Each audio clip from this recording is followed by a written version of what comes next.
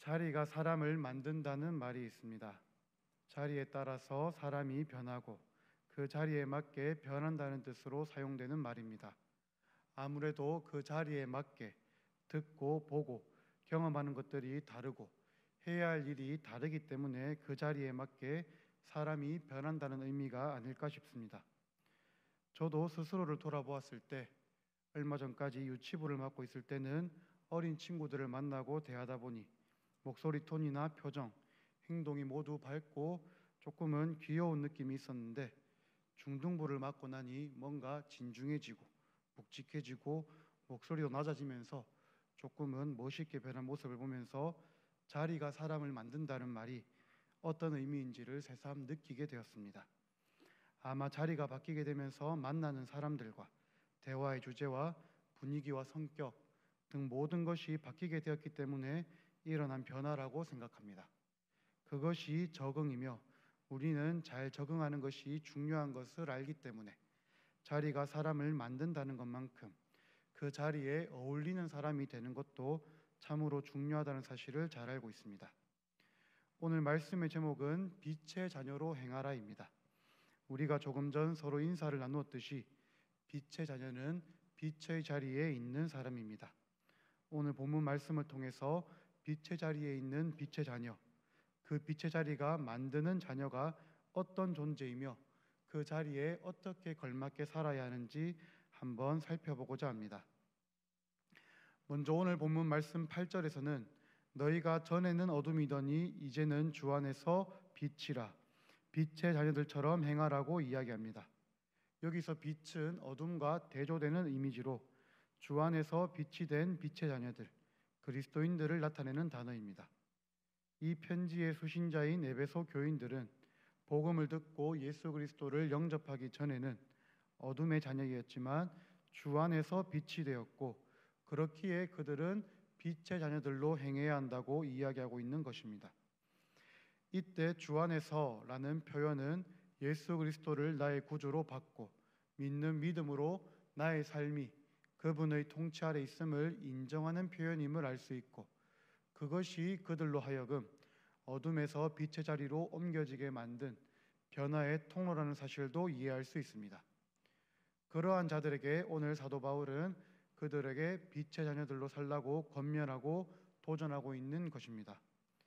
빛의 자녀들이라는 표현은 본문 앞의 6절에 등장하는 불순종의 아들들과는 대조되는 표현으로 예수님을 구주로 영접한 에베소 교인들의 옛 모습인 동시에 예수 그리스도를 알지 못하고 믿지 못하여 따르지 못하는 자들의 현재의 죄악된 모습이기도 합니다.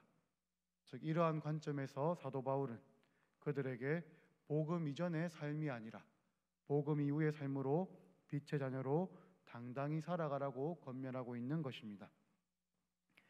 이어서 9절에서는 빛의 자녀들의 삶의 모습으로 보여주는 빛의 열매들이 제시되고 있습니다. 빛의 열매는 착함과 의로움과 진실함으로 나타나며 이것은 열매이기에 열매가 나무에 맺히듯 주 안에서 빛이 된 빛의 자녀들의 삶에서 드러나게 되는 행실과 행동인 것을 알 수 있습니다. 먼저 빛의 열매들 중에 착함에 대해서 살펴보면은 이것은 원어로 아가토시네라는 단어로 다른 본문에서는 선함과 양선과 선이라는 단어로 표현되었는데 오늘 본문에서는 앞에 등장하는 악한 행실들과는 대조되어서 다른 사람들을 향한 어질고 관대한 행실을 가리킨다고 볼 수 있습니다.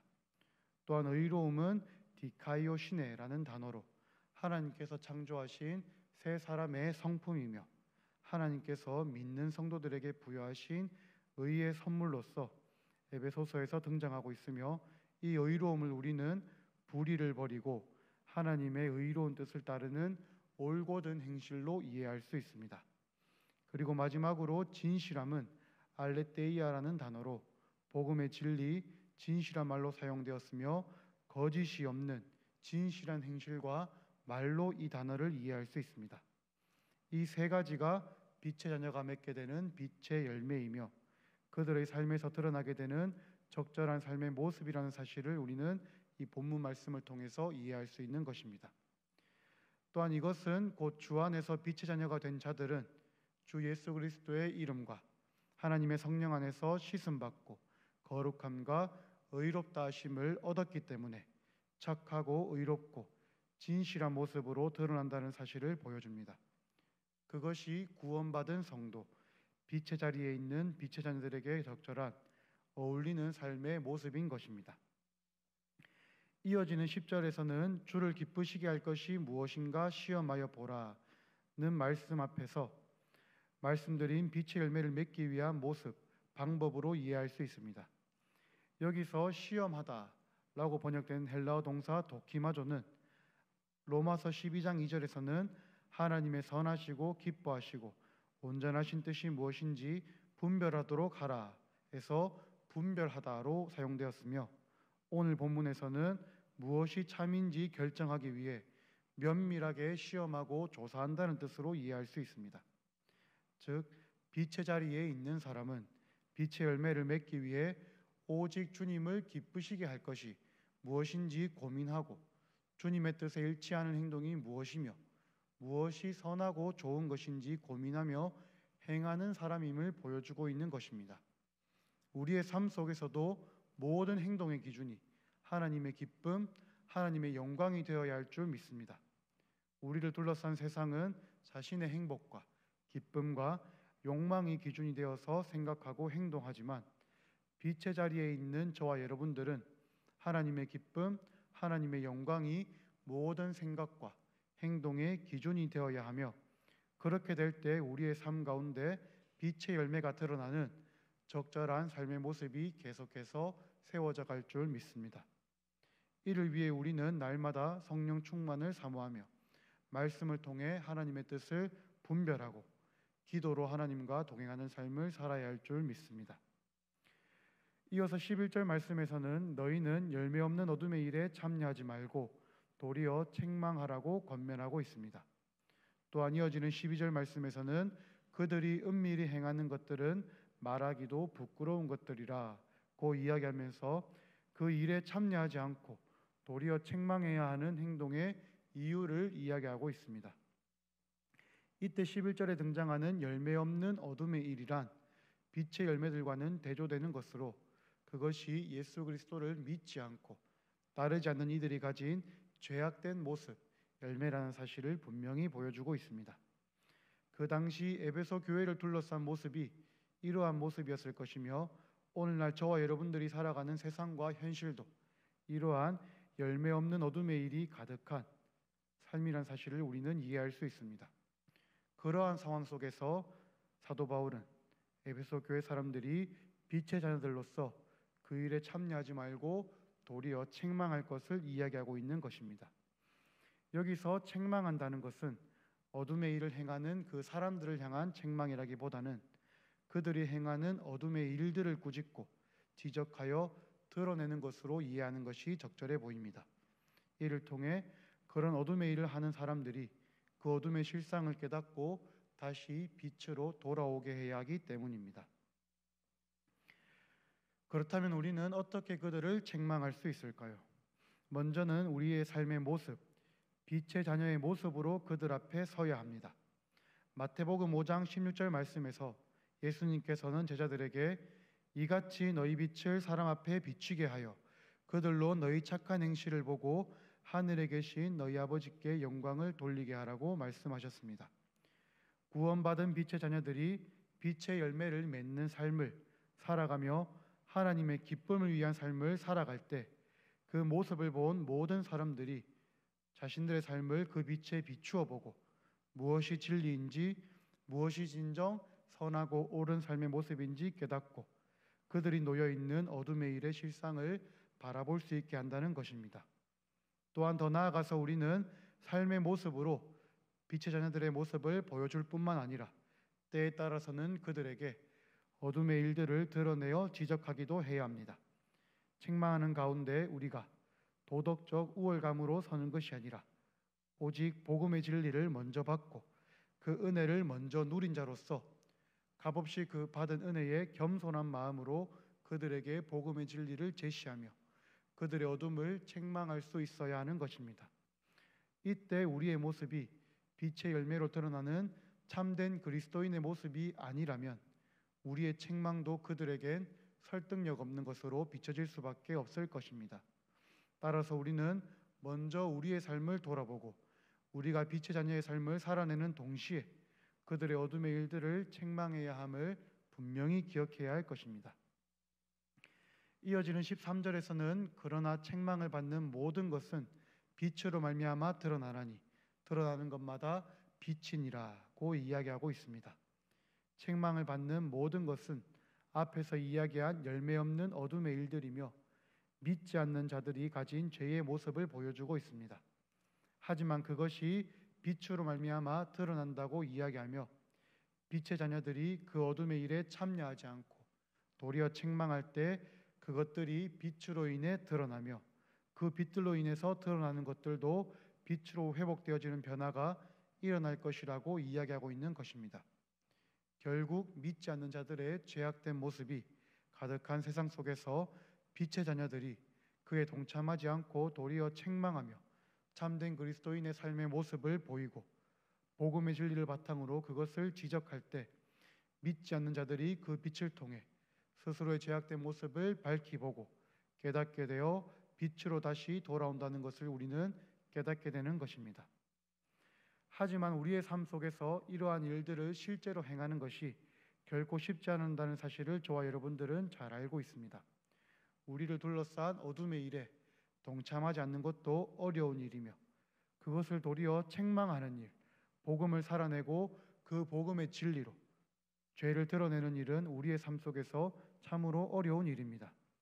하지만 실제로 이 편지를 받은 에베소 교인들도 이전에는 어둠의 자리에서 어둠을 행하는 자들이었으나 그들도 복음을 듣고 그 빛을 통해 스스로 처해 있던 어둠의 상태를 깨닫고 예수 그리스도를 구주로 영접하여 빛의 자녀로 옮겨진 자들이었습니다.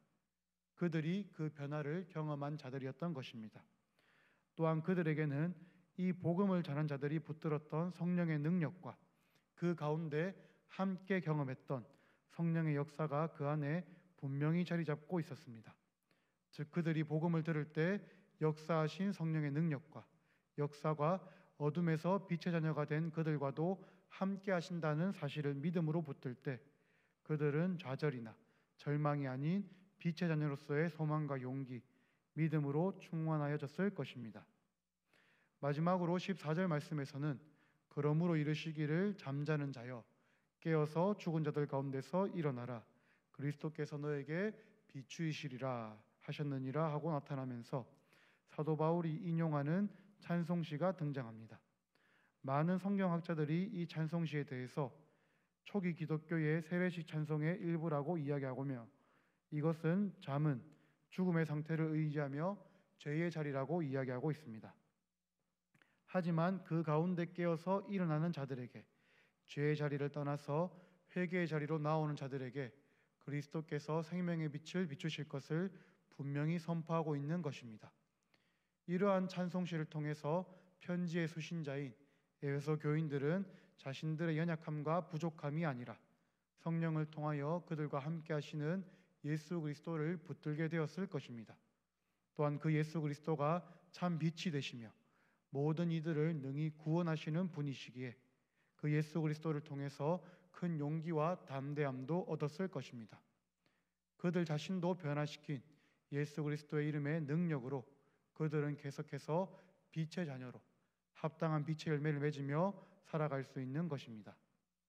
사랑하는 동역자 여러분, 저와 여러분들도 불순종의 자녀들이었으나 전적인 하나님의 은혜의 부르심으로 빛의 자리로 옮겨진 빛의 자녀인 줄 믿습니다.